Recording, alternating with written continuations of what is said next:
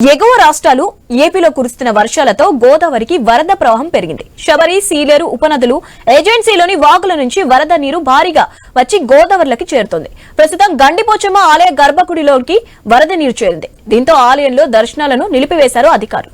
ఇందుకు సంబంధించిన మరింత సమాచారం మా రాజమండ్రి ప్రతినిధి గణేష్ అందిస్తారు. ఎగువ ప్రాంతంలో కురుస్తున్నటువంటి భారీ వర్షాల కారణంగా గోదావరి నీటి ప్రవాహం అయితే పెరగడం జరిగింది. దీంతో అధికారులు పోలవరం వద్ద సిల్వే 48 గేట్లను ఎత్తి ప్రస్తుతం 1,13,436 క్యూసెక్కుల నీటిని అయితే దిగువ ప్రాంతానికి విడుదల చేస్తున్నారు.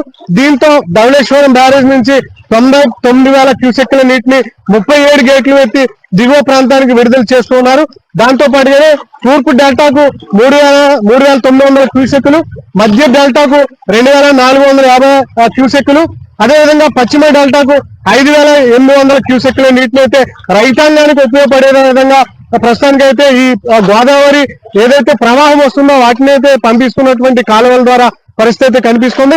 అయితే ఈ ప్రస్తుతం 4 రోజుల నుంచి మనం చూస్తున్నాం ఆంధ్రప్రదేశ్ స్థానిక ప్రాంతంతో పాటుగానే తెలంగాణ ఈ ఎగువ ప్రాంతంలో కూడా భారీ వర్షాలు కురుస్తుండడం పట్ల శబరి, సీలేరు వాగుల నుంచి నదుల నుంచి కూడా భారీగా వరద నీరు గోదావరిలోకి వచ్చి చేరడం జరుగుతుంది.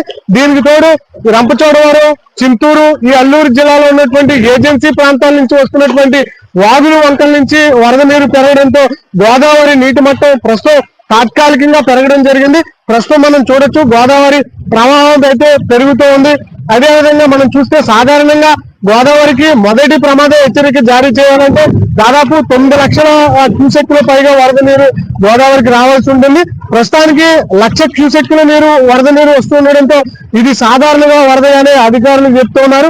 అయినప్పటికీ కూడా అనూహ్యంగా ఒక్కొక్కసారి గోదావరి నీటి మట్టం పెరిగిపోతూ ఉంటుంది.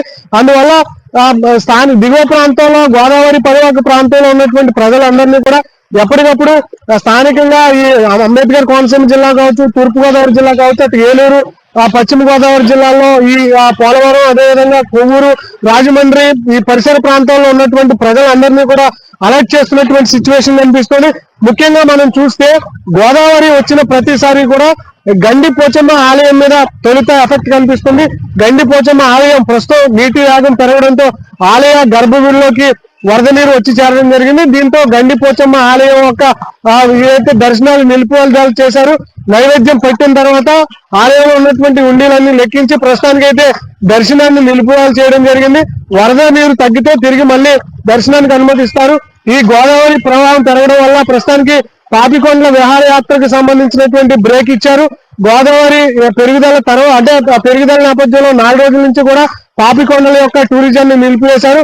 ఈ 2-3 రోజులు ఏమైనా మళ్ళీ వరద నీరు తగ్గితే పాపికొండల యొక్క టూరిజాన్ని మళ్ళీ కొనసాగిస్తామని చెప్పి టూరిజం శాఖ అధికారులు చెప్తున్నారు.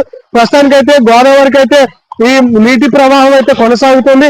గంటకు నీటి వేగం అంటే ప్రవాహం పెరగడం పట్ల అధికారులు అప్రమత్తంగా ఉన్నారు. పోలవరం, ధవళేశ్వరం ప్రాజెక్టుల నుంచి ఎప్పటికప్పుడు వస్తున్నటువంటి నీటిని అటు కాలువల ద్వారా రైతుకి, అదేవిధంగా దిగువ సముద్ర ప్రాంతానికి ఈ 1,13,000 క్యూసెక్ నీటిని అయితే దిగువ ప్రాంతానికి విడుదల చేస్తున్నారు. ప్రస్తుతానికైతే నదిలోకి స్నానానికి ఎవరు కూడా అనుమతించట్లేదు.